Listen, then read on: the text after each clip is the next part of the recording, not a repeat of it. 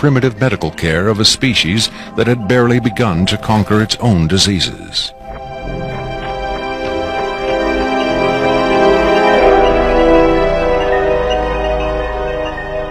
But as we will hear, there are those who claim that to the aliens, death is not a final end to be feared, but a mere transition. It was in the late 40s and early 50s that the U.S. government's policy toward UFOs was formulated. Publicly, there was Project Blue Book, which made a great show of gathering data on all the major UFO sightings, finally declaring them all to be hoaxes, mass hysteria, or swamp gas. But secretly, there may have been another policy at work.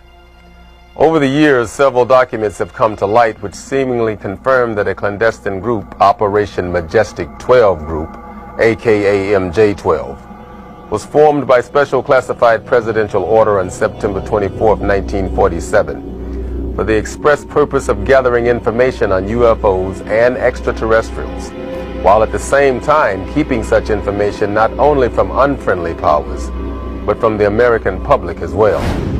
If indeed Area 51 has become the nation's repository for alien technology and possibly alien visitors, then the extra-constitutional justifications for such secrecy were developed in the MJ-12 Group's planning sessions.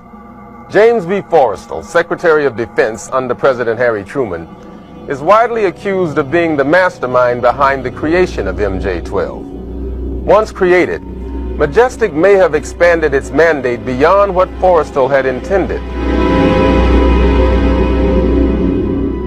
Whatever secrets Forrestal may have known concerning flying saucers and alien visitors, that knowledge died with him when in 1949 he mysteriously plunged to his death from a window at Bethesda Naval Hospital. Though he was being treated for depression, many UFO researchers doubt that his death was a suicide, and point to the sinister workings of the possibly mythical MJ-12, which in their hypothesis may have been protecting its secrecy from a man who had come to believe the people had a right to know. As late as 1989, according to Bob Lazar, the identification badges at Area 51 read MAJ for Majestic. In December 1994, a document purporting to be the Majestic 12 Group Special Operations Manual was leaked to a noted UFO researcher. It contains the following directive under the heading Isolation and Custody. EBEs will be detained by whatever means are necessary and removed to a secure location as soon as possible. There follows this disturbing amplification. Although it is preferable to maintain the physical well-being of any entity, the loss of EBE life is considered acceptable if conditions or delays to preserve that life in any way compromise the security of the operations. From the beginning of the UFO age, it seems, secrecy was always the government's prime directive.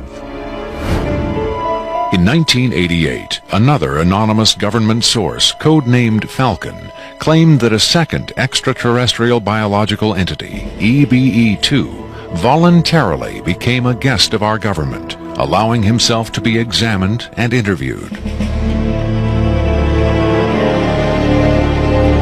In this scenario, Area 51 became, for a time at least, a sort of extraterrestrial embassy, the setting for mankind's first attempt at diplomacy with beings from another world. Different sources disagree as to how communication was established.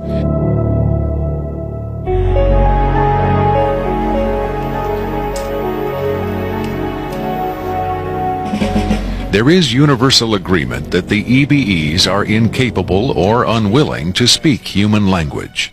In addition to the pictographs used by EBE-1, it has been reported by Falcon that in the early 1950s, EBE-2 was fitted with some sort of artificial voice box, allowing him to speak words, and that he learned the English language very rapidly. Other sources doubt this story, however.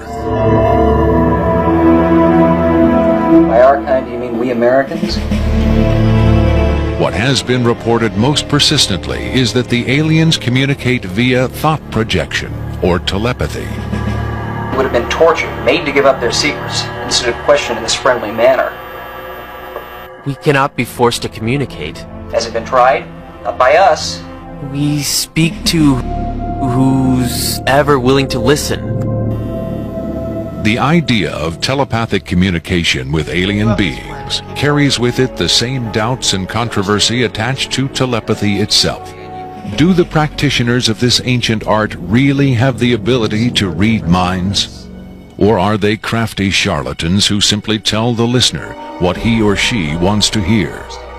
If the cynics are right, then the self-proclaimed telepaths recruited by the government in the 1950s were playing an astoundingly daring hoax by claiming to speak for the mute visitors from the stars. Defenders of telepathy call this notion preposterous and point to the long history of government-funded research into mind reading as proof that their science has merit.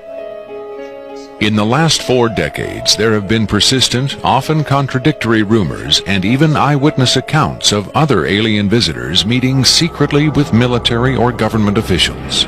But what about today? The Tester Corporation has recently come out with a model kit of Gray, the extraterrestrial life form, and a scale model of the so-called sport model, the UFO Bob Lazar says he studied at Area 51. This UFO kit has quickly become one of the most successful model kits in the history of the company. If the military is, in fact, conducting tests of extraterrestrial spacecraft at Area 51,